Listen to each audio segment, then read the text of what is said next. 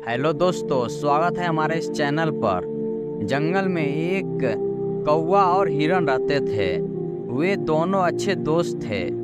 हिरन बहुत सेहतमंद था। वह अपनी सुंदर त्वचा के कारण बहुत अच्छा दिखता था। वह बहुत ही आनंदी था। सारा दिन जंगल में कुलाचे भरता था।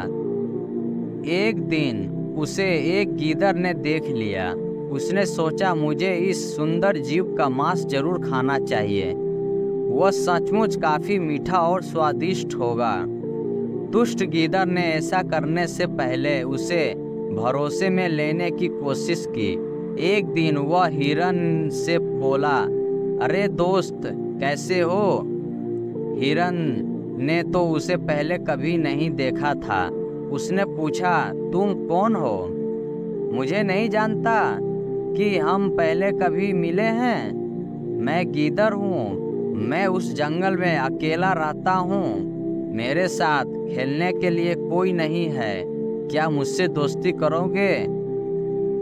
हिरन ने झट से उसकी बात मान ली। वह गीदड़ को अपने घर ले गया। वहीं पास में ही उसका पक्का दोस्त कौवा रहता था। कौवे ने जब अजनबी को उसके साथ देखा तो पूछा, प्रिय हिरन, यह कौन है? हिरन गीदड़ को उससे मिलवाते हुए कहा, प्रिय कौवे, यह गीदड़ है। यह हमसे दोस्ती करना चाहता है। कौवा पल भर को चुप रहा, फिर सचकुचाते हुए बोला, मुझे नहीं लगता है कि हमें अजनबियों से दोस्ती करनी चाहिए।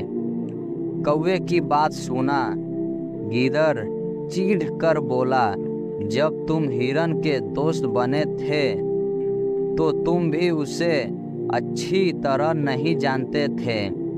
हर दूसरे को जानने में वक्त लगता है। सालों की दोस्ती के बाद ही तुम पक्के दोस्त बन पाए हो। अब कौवे ने कुछ न कहा ही ठीक समझा। वह बोला, जैसी तुम्हारी मर्जी। अगले दिन से तीनों अपने अपने काम में व्यस्त हो गए।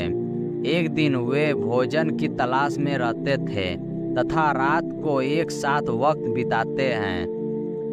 कुछ दिन में ही गीदड़ काफी बेचैन हो गया। वह हिरन को मारने के मौके की तलाश में रहने लगा। एक दिन वे दोनों घर में अकेले थे।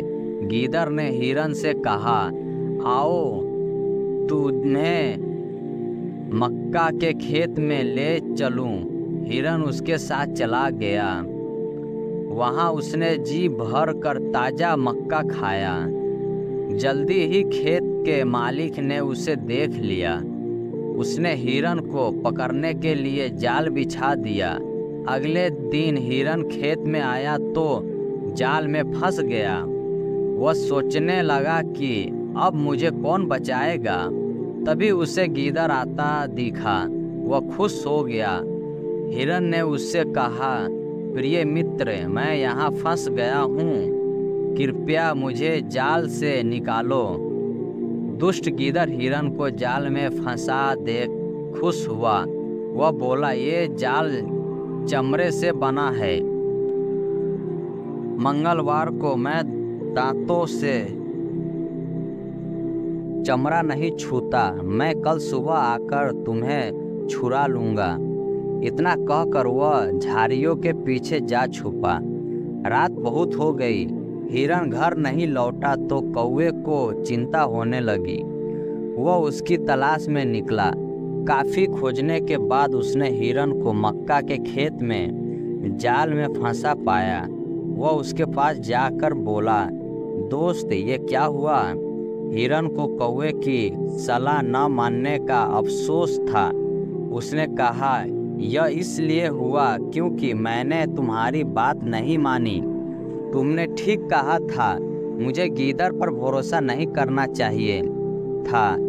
पर वह है कहाँ? कौवे ने पूछा।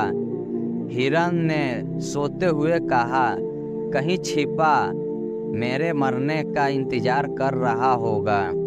कौवे ने उसे दिलासा देते हुए बंधन से मुक्त होने की सलाह दी। हिरन ने दोस्त की सलाह मानी।